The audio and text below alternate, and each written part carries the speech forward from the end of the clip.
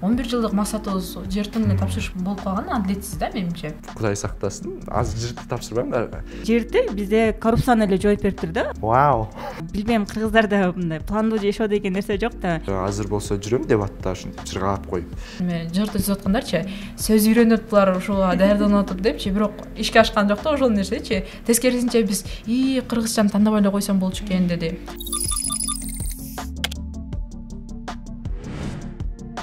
Баарыңарга салам. Бул эркин пикир. Алдыда жалпы республикалык тестирөө тууралуу сүйлөшөбүз. Бүгүн биз бул дебатчылар 7 жылдык тажрыйбасы бар айып эреже менен сүйлөшөбүз. Анан бул жылкы жырты тапшырган кеже менен сүйлөшөбүз. А мен болсо колледжде 9-класстагы колледжге которулуп кеткем. Баштайлыбы анда?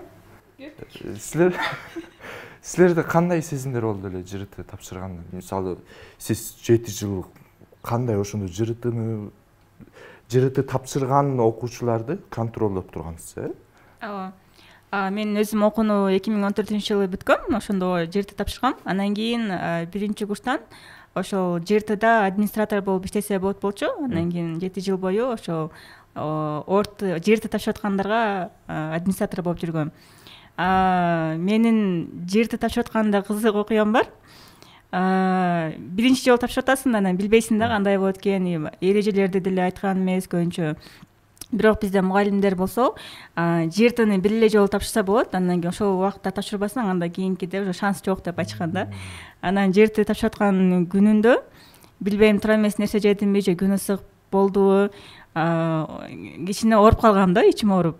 Андан кийин кыйналып тапшыргам. Потом себептерине корком, менде кийинки учурда тапшыра албай калам го деп. Андан кийин жыйынтыгы да начар келсе керек деп ойлонгом, бирок жакшы эле бал алгам да. Көрсө, эгерде сен жерти тапшырып аткан учурда ооруп калсаң, анда суранып кетип, кийинки экинчи этабына келсе болот экен, же болсо акыркы тест дагы бар, 1 айдан кийин болот. Ошондо тапшырса болот экен да. Аны мен билген эмесмин. Эгерде окуучуларда деле ушундай ситуация болуп калса, анда суранып кете берсе деле болот экен да. Шо? Андан жакшы экен.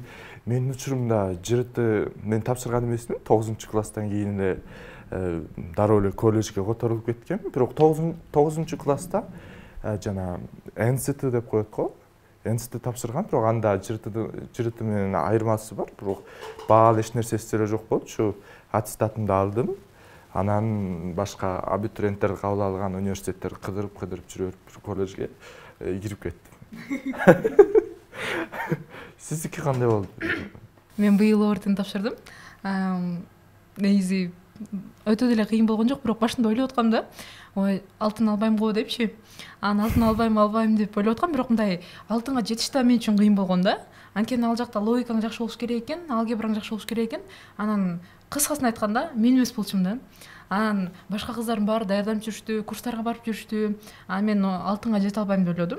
Биринчисинде ЦОМОнун эмесин тапшырдым, сынама тестинчи. Анан сынама тест тапшырып атканда, мага проценттерин эле чыгарып берип койду да. Мындай жакшы ойлонот экенсиң, жакшы грамматикаң жакшы экен депчи.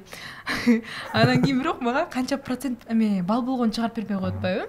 Анан неге мындай деп сурасам, бул деген биздин сы чоң, силер биле аласыңар, биз кандай система менен чыгарып алабыз балыбызды деди. Классташтарым айтты да, ушундай курстарга барып жүргөндөрчү. Анан кийин алар болсо мага бир калькуляторду ачыштагы, сен моюнча бала алмак экенсиң деп койду да, болжол менен 173 болот экен сынама тесттенчи.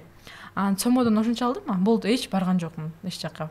Анан жерти болду, ошол официально болуп атат бардыгы, кирип тапшырдык, бардыгы болду. Анан чыккандан кийин вроде жакшынакай эле болду, бирок отурганда кечке ойлонуп аттым да, эгер мындай даярданса, алтын алса болот экен депчи. Вообще оңой эле экен да, ушундай. Анан мен буга чейин кээ бир жырты тапшырган окуучулар менен сурамжылоо жүргүзүп көрдүм да. Анан айтышат алар жыртыга тапшырганга даярданып жүргөн кезде биз деген жана предметтердин теориялык тесттер менен даярданып жүргөнбүз дейт. Анан кийин натыйжасында ошо жыртыга киргенде, ошо тестке киргенде баардык эле суроолор теориялык эмес, көбүнесе ошо логикага байланыштуу суроолор экен да. Бирок кандайдыр бир деңгээлде бар, теорияга жакын, бирок логикага эле баары эметкен да, байланыштуу экен. Мисалы биздин заманга чейин бир учурда бир окуя болуптур. Анан биздин замандын учурундагы бир окуяны жазыптыр. Анан ошол замандардын ортосунда канча убакыт болгон деген суроо экен да, логикага жатканчы. Анан сиздикинде кандай болду? Мага деген логика деген деле аябай жаккан да. Анткени мындай тарыхтын сабактарында өткөн нерселерди мага жаккандарды гана эстеп калам да. 840-жылы улуу кыргыз дөөлөтү пайда болгон эсимде бар. Анан эчтеке эсимде жок. Анан совет учуру 20-жылында келген эсимде бар. Ошого чейин эчтеке эсимде жок да. Бирок логика мененки мындай жакыныраак да, кантсе дагы ичимде жакшыраак иштейт болчу. Анан даярданбай эле өзүмө жаккан балл алдым. Анан окутканда деген тексттер аябай чоң кылып берилет экен да. Монтип барактап окуп кетсең шарктатып. Анан эми бул жакта көп китеп окуганың да пайдалуу экен да. Көзүң менен мындай мең окуп коюп мындай кете берет экенсиң. Мындай бармактап кетсең жетишпей калат экенсиң. Ошо мындай мектепте мындай бизге үйрөтүлбөгөн нерселер болду да көбүнчөчү ортодо. Бирок өзү жашоодон үйрөнүп алгандар утуп кетишти. Мисалы Айпер эже, мисалы ЖРТда логикага байланышкан суроолор болуп атпайбы? Анан бизде мектепте билим берип атканда логика жөнүндө эч кандай сабактар деле жок да. Бүт эле ошо предметтик теориялар жөнүндө кээ бир учурлар болот. Эми химияда же физикада практикалык иштерди жасап калабыз го, бирок көбүн эсе логикалык суроолор жок да. Анан ошо логикалык бир билим же түшүнүк эч ала албайбыз. Анан кийин ЖРТга тапшырганда уже бүт баары логикага эле таянган суроолор да. Анан буга кандай ойлойсуз сиз? Билем, эмеге жыл сайын статистиканы караганда где-то вот 50%га чейинки балдар мындай ЖРТдан өтпөйт да, босого балга чейин жетпей калышат. Андан кийин балким себеби да ушул болуш керек. Анткени көпчүлүк учурда бизде жана региондордо мектептерде логикага же болбосо жанагы тексттерди кантип окуп түшүнүш керек, аналогия деген эмне, ошолорну көбүнчө басым жасабайт дагы. Анан ал жакта жөн эле жанагы предметтерди эле окугандыктан логика иштебейт да. Жанагы PISA системасында деле эмесин билим деңгээлин текшергенде деле көпчүлүк айткан, бизде жанагындай окуп түшүнүү деген жок экен, только мындай төмөн турат да. Ошол себептен эгерде ЖРТны дагы биз дагы кененирээк мындай Кыргызстанга калат, ошо менен эле окууга тапшырат десек, анда мектептерде дагы предметтерди дагы кичине өзгөртүш керек да, же болбосо билбейм, кошумча сабактарды берсин окуучулар ошол мектептин ичинде ЖРТга даярданганчы. Анткени көпчүлүгү билет, что ЖРТда логикага тиешелүү суроолор келет. Андан кийин 11-класстан эле көпчүлүк окуучулар мектепке барбайт дагы, ошол эле сырттагы курстарга окушат да. Андан кийин ойлойсуң, вроде мектепти бүтүп тапшырып атат, анда эмне үчүн окуучу сырттагы башка курстарга барып окуш керек да, акчасын коротот, убактын коротот. А негизи 11-класста ошол нерсеге көбүрөөк даярдап, мектептин ичинде даярданып чыкса болмок да. Мисалы жанагы Капрагайдын мектеби бар го, эксперименталдык мектеп, бирок ошонукун караганда көпчүлүк окуучулары ошол босого балдан да өтөт, чоң дагы балларды алып чыгат да. Андан кийин эгерде бүт мектептерде ошондой нерсе киргизилсе системдүү түрдө, анда бизде ошол 110 балдан жана босого балдан өткөн окуучулардын саны дагы көбөймөк да. Балким 80% өтмөк, 20% гана мындай өтпөй калышы деле мүмкүн болчу да. Азаймак деген да, бардына тең шанс көбүрөөк бермек. Андан кийин дагы таң каласың, азыр мисалы быйылкы эле жылы 58% ошо босого балдан өтүптүр. Калган 42% ал деген 18.000 окуучу да. Андан кийин алар эмне кылат? Окууга тапшыра албайт, бир жыл бою билбейм, мындай немени алектенет, тоже суроо калып калат да. Тагдыры деле кандай болот кийинкилерди ошо көбүнчө окуп түшүнүү деп атпайсызбы? Анан ошонусу татаал деп, анан мен дагы колледжде окуганда менин группалаштарым бар да. Мисалы дүйнөлүк адабиятта болобу же орус адабиятта болобу, айтор адабиятта реквием чыгармасы бар экен да. Анан бир мугалимим бир балага айтып калды, реквием чыгармасы жөнүндө даярданып кел деп, бир 10 мүнөттө. Анан ал бала эмелерди издейт, сайттарга кирип, анан реквием жөнүндө анан бүт эле окуйт да, сайттан толтура маалыматтарды окуйт, анан бирок эч нерсе түшүнбөйт да. Анан ошо реквием деген чыгарманы ким жакшы билет? аны мен жакшыраак билем да ага караганда. Анан Салахудин мага реквием жөнүндө айтып берип койчу, мен азыр мугалимге айтып берип коеюн деп келет да. Ой, окуйсуңбу десем, мен окусам түшүнбөй атам азыр, бир 10 мүнөттүн ичинде окусам кантип түшүнөм деп мага келишет да. Балким алар TikTok, мындай карасаң ошо TikTok, Instagram ошолорду көп көрөт да, видео форматындагы нерселер да, бирок окуганда эч нерсе түшүнбөй калышат. Буга сиз кандай ойлойсуз? Мындай мисалы жырды тапшырганда жана толтура тексттер келди, анан сиз өзүңүз 11-класста окуп жүргөндө буга кандай басым жасаңыз эле же деги эле көңүл бурдуңуз беле?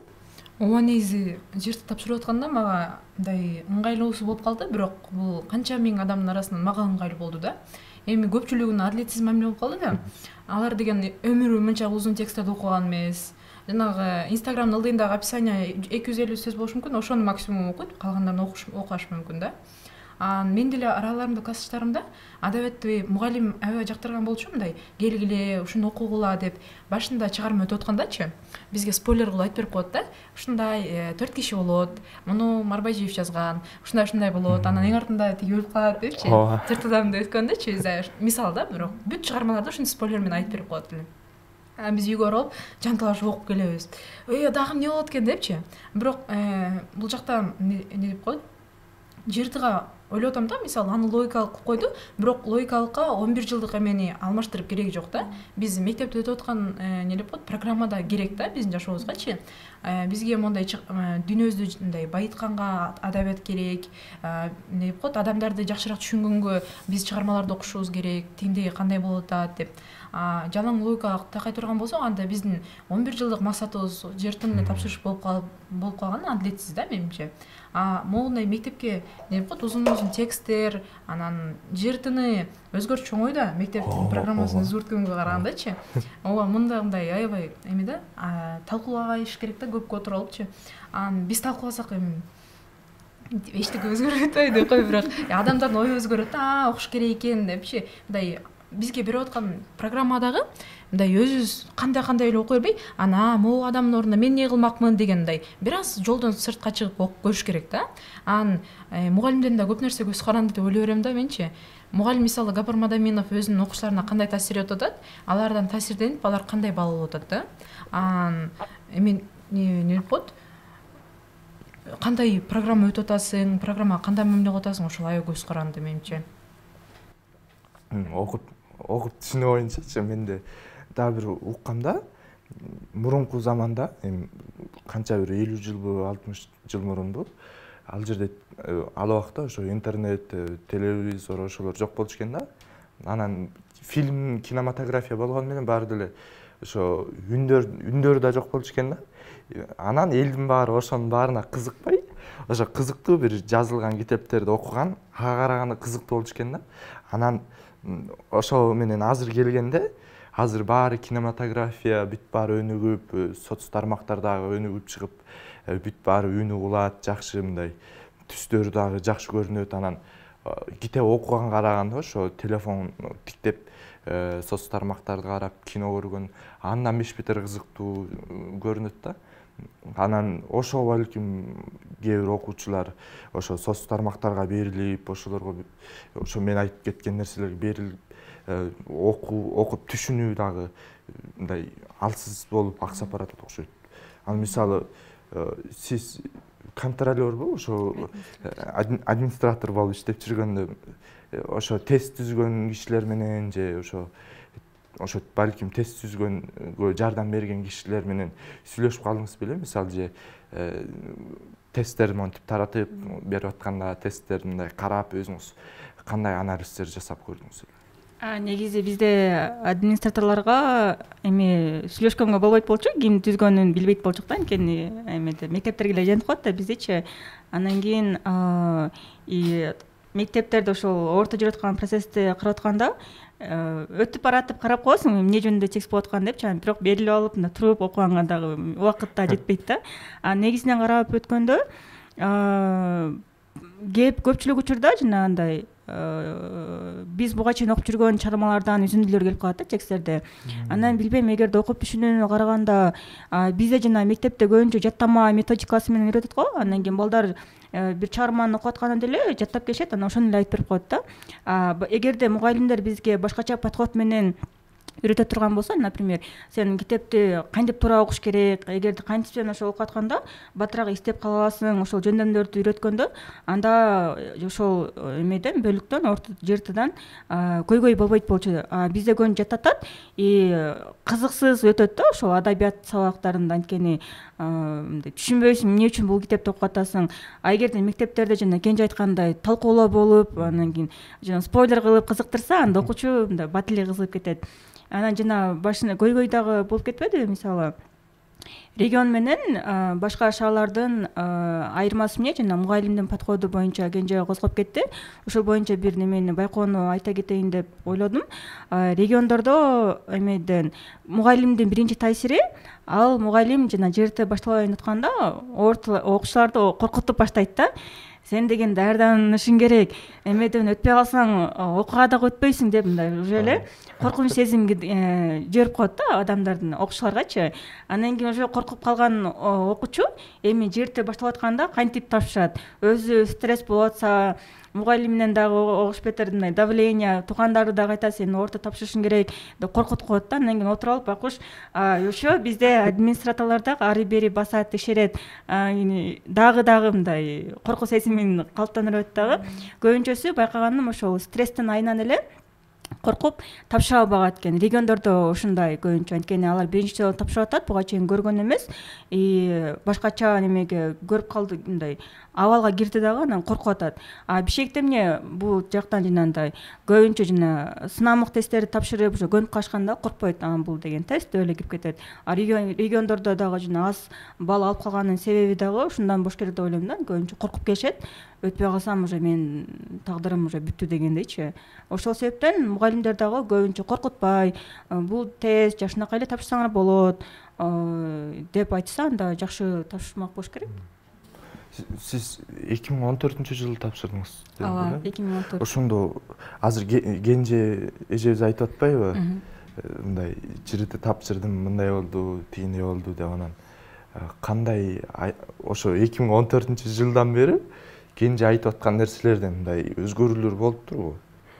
Эге общий немесинде, системасында өзгөрүүлөр деле болбош керек, анткени математика ошол эле математика логикалык жактан түзүлгөн суроолор, окуп түшүнүү дагы деле бар, аналогия дагы деле бар да.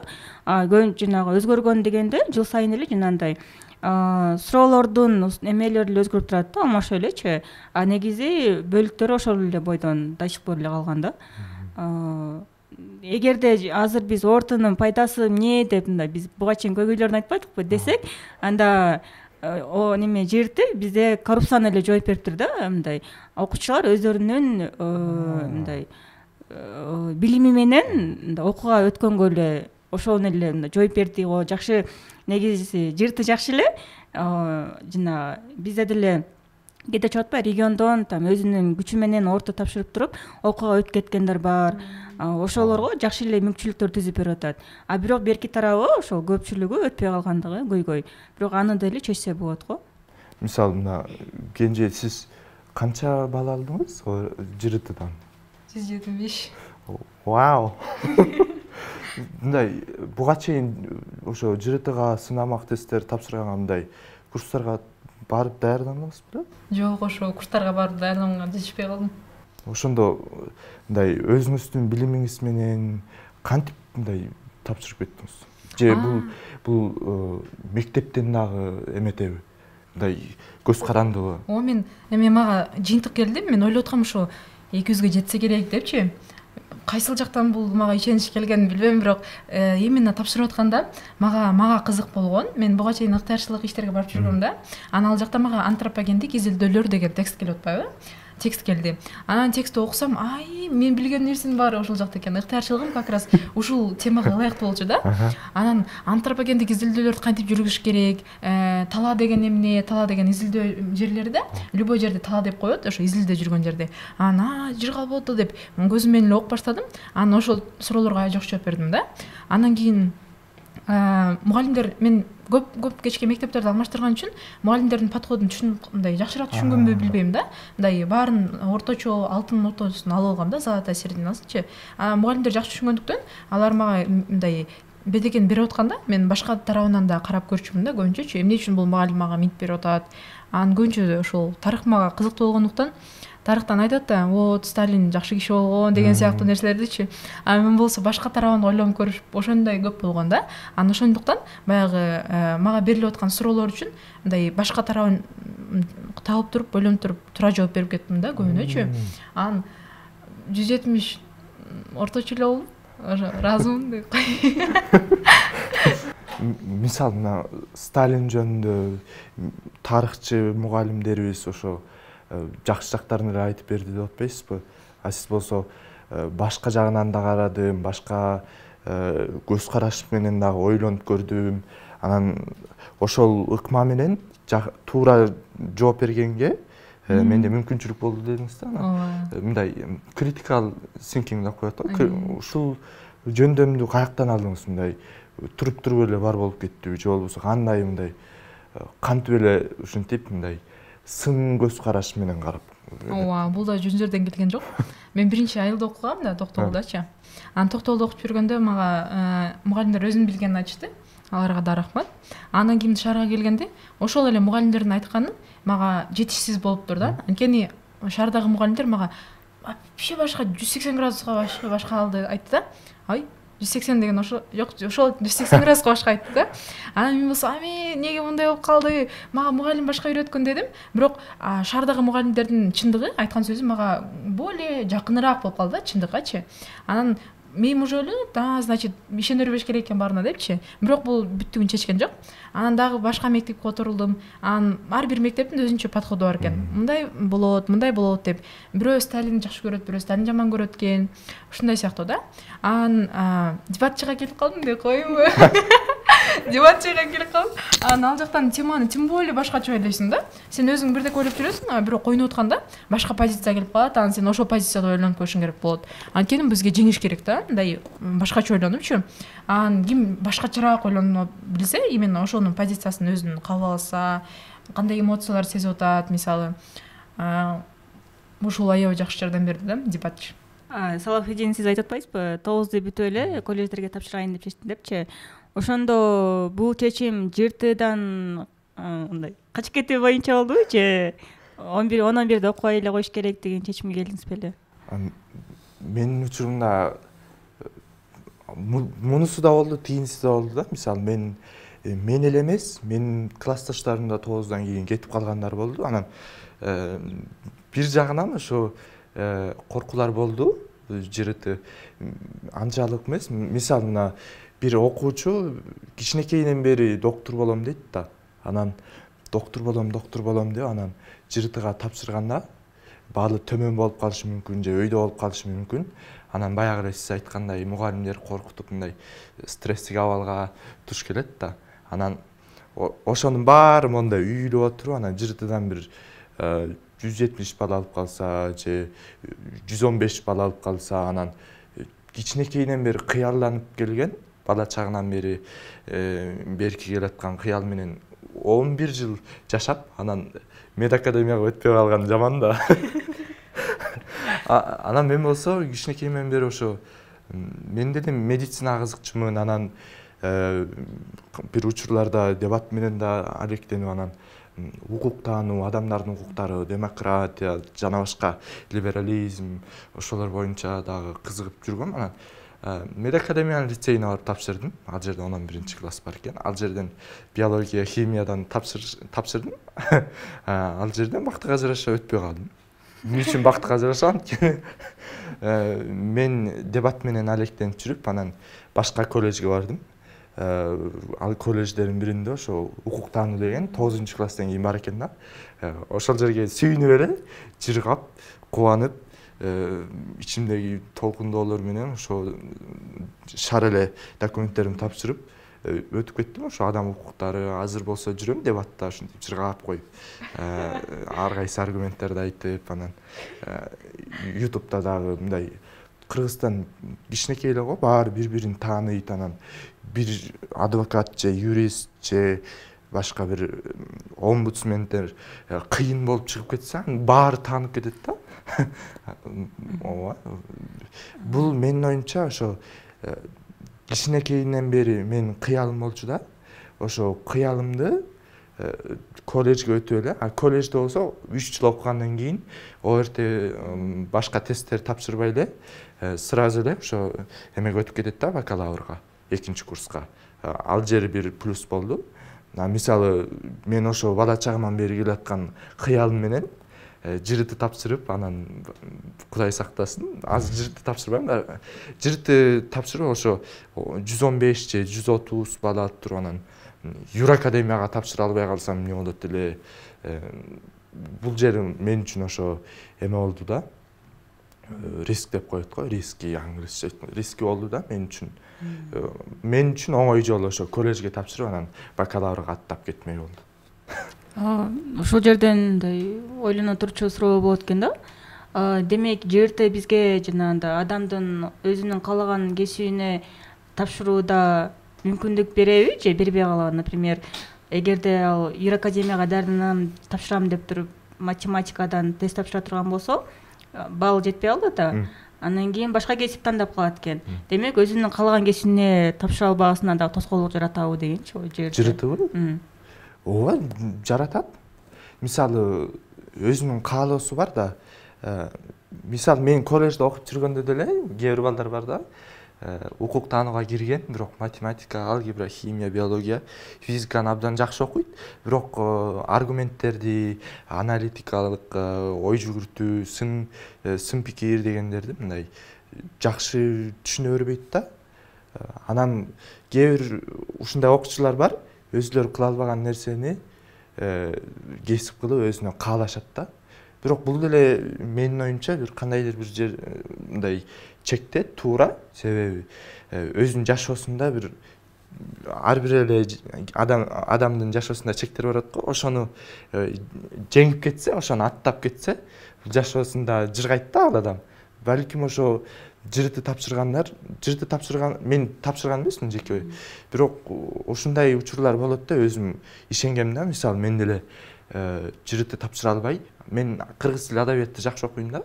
Анан кыргыз тил адабияттан жакшы окуп кетип, кыргыз тилчи болуп калбаймбы депчи. Филолог болгум келбейт мен. Мен башка нерсеге кызыгам. Мен кызыккан нерселер таптакыр башка. Ошого мен ошонун баарын эрте ойлонуп, баарынан мындай пландагам да. Мен ошо казакча жоспар деп коет го. Ошо баарын пландап анан колледжге кетип калгам. Анда окуучуларга тандоо окугун берсе жакшы болмок экен. Эгерде ал кыргыз тилине кызыгып атса, кыргыз тилден тапшырганга укугу бар. Ал эми физикага демесе, физика боюнча тест тапшырып эле, ошол физикага тиешелүү мындай кесип тандап кеткенгечи жеңил болмок экен. Бир багыттуу даярданымчы. А бизде математика да бар, кыргыз тили да бар. Мындай адамдарды көбүнчө мени тип ар кайсы жака чачырата бергенгечи бир эле предмет тандап тапшырса жакшы болмок экен да. Немеде кенже быйыл эле тапшырбадыбы? Менде суроо. Кыргыз тилине тапшырдыңар, эмне ЖРТни. Анан мында карап көрсөк, орус тилдүү тапшырган окуучулар көбүрөөк балл алат дагы, а кыргыз тилдүү тапшыргандар азыраак балл алып калат экен да. Андан кийин буга сиздин көз карашыңыз эмне мындай себептер болуп атат? Мен мурдагы окуган эмеде, мектепте 200дөн өткөндөрдүн көбү 20 окуучу өттү деп коеюн. Аябай жакшы окуучу да. Анан ошолордун 19-у орус мектепте окуган да, мисалычы, бирөөсү кыргыз мектепте окуган. Эмне үчүн мындай болгонун билбейм. Негедир. Бирок мындай сындап көрсөк, алар да мурунда эле жакшы окуучу да. Бардык предметтерден жакшы окуучу. Анан мындай жаңы тема өтүп атканда же могул код жаза албай калдым дегенде, мисалы, анан орус класстагы кыздарга аны ойлобойсуң, бул орус класстан, бул жакшы депчи. Просто ал ушуну жакшыраак мындай түшүнөт. Түшүнгөн болуш керек дейсиң да. Анан сурайсың, мону карап берип койчу, сураныч кайсыл жерде ката болуп атат депчи. Анан ал биринчисинен эле мынтип отура калып деп өзгөртпөйт, ал биринчисинин көзү менен карап чыгат да, кайсыл жерде ката болушу мүмкүн, меникине окшошпой атат депчи. Ошол эме мүнөздү үйрөндүм да. Мен дагы мындан бирөө мындай ката чыгып калса өзүмдө деле мисалы карап чыгам да, бул жерде ката деп. Ошону жерде дагы аябай көп колдондум. Мындай ар бирин мындай бармактап карабай, жалпы карадым да. Мындай ошол жардам берди. Эме кыргызча сөздөрдү мен кыргыз тилинде тапшырдым жертени. Тапшырып атканда көп мындай мен түшүнбөгөн сөздөр болду да. Кыргыз тилинде эч качан уккан эмесмин ошол сөздөрдүчү. Эгерде орус классында окуп туруп, анан жарым эмне коет, мектептин жарым убактын орус кыргызча окуса, анан кыргызча тапшырам десе, аларга уже жол жок, 170 алганга деп кой. Анткени аябай көп кыргызча сөздөр экен да. Эгерде биз ошолорду колдонсок, анда жакшы болмок да. Бирок мындай ойлоду окшойт да, жырты түзүп аткандарчы, сөз үйрөнүп булар ошого даярданып атып депчи, бирок ал ишке ашкан жок да ошол нерсечи. Тескерисинче биз кыргызчаны тандабай эле койсом болчу экен деди. Мен классташтарымдан сурап көрдүм да, алар айтат, орус тили деген көп нерсе мындай бай тил го, аябайчы. Жакшыраак сүрөттөп берет деп айтып да, кырдаалдычы. Сен жакшыраак түшүнөсүң дейт, кыргыз болсоң дагы. Ошон үчүн орусча тапшырып бер деди. Бирок ошо кыргызча тапшырдым. Мен 9 класс окудум да мектептечи, анан ошол жерде окуп жүргөн 9 класска чейин бир да жолу жалпы республикалык тестилөө тууралуу мындай маек же тема жөнүндө козголгон жок да.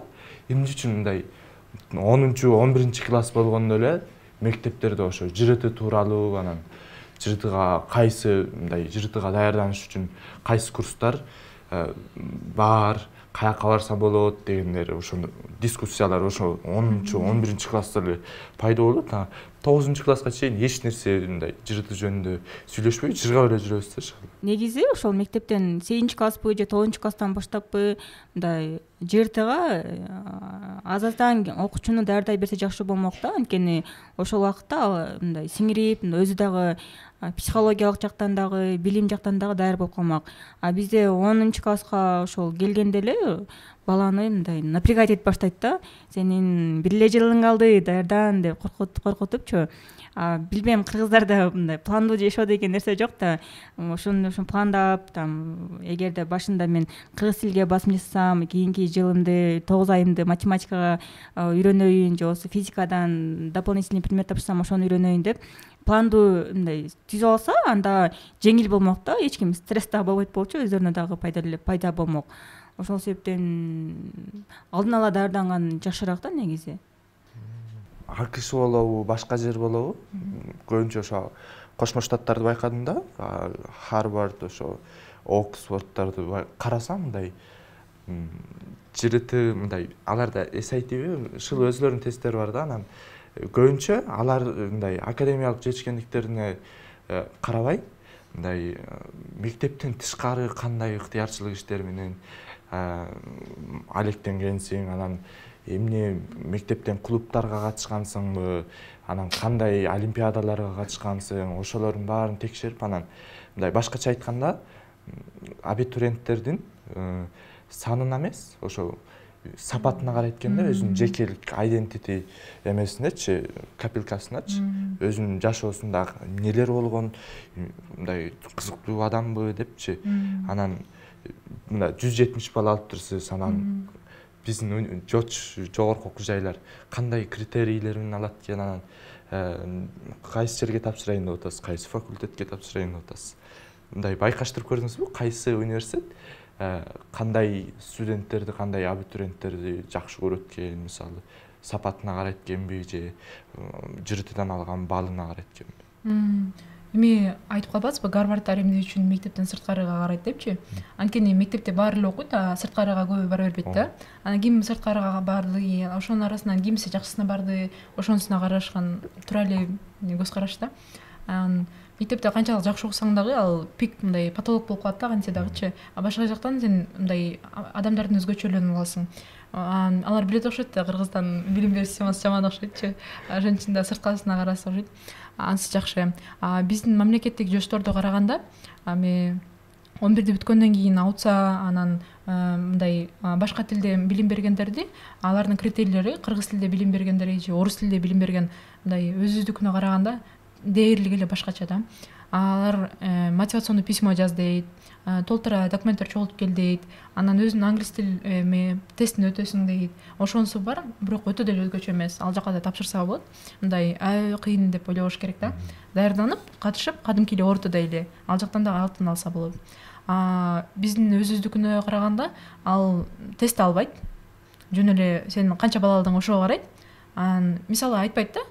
Сен канчалык мисалы канчалык жакшы сүрөт тарта аласың дебейт да. Бирок менин билишим боюнча алар биринчисинде эме алышы мүмкүн, кээ бирлери мындай сүрөт тартырыпчы. Мындай өзүңүн способностторуңа карабайт акыр. Канча балл алдың ошонусуна эле карайт.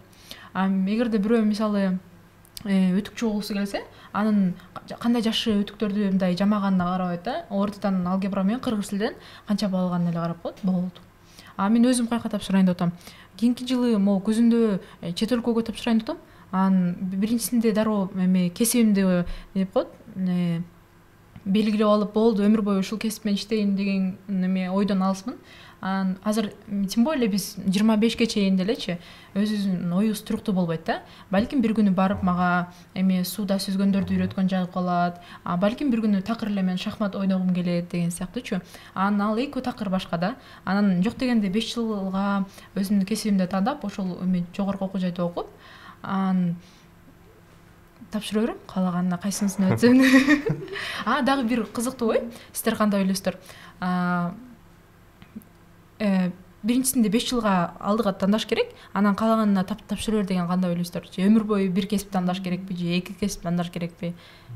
5 жылга алдыга деген кандай болуп калат ошондо? Мисалы азыр 2023-жылда же 2019 деп коеюм. 2023-жыл 2028ге чейин мен укук коргоочу болом.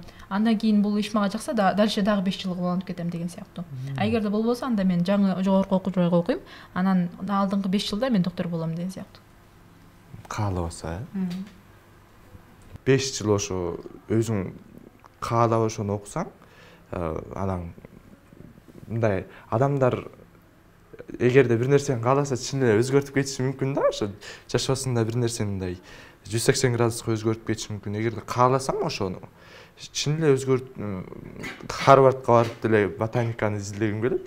Бирок бул ошо өзү студенттин же окуучунун өзүнөн эле байланыштуу болуш керек. Себеби мындай өзүң бала чагыңан бери кыялыңды карайсың да. Анан ошого карата бир пландайсың го. Анан ошо баарын пландап, анан жакшы бир 5 жылды деле жакшы пландап, анан мен ушул кесипти окуп кетем деп. Анан бирок адамзаты баары деле башкача пикири эметип кетиши мүмкүн да. Жакшы эле көз караштан.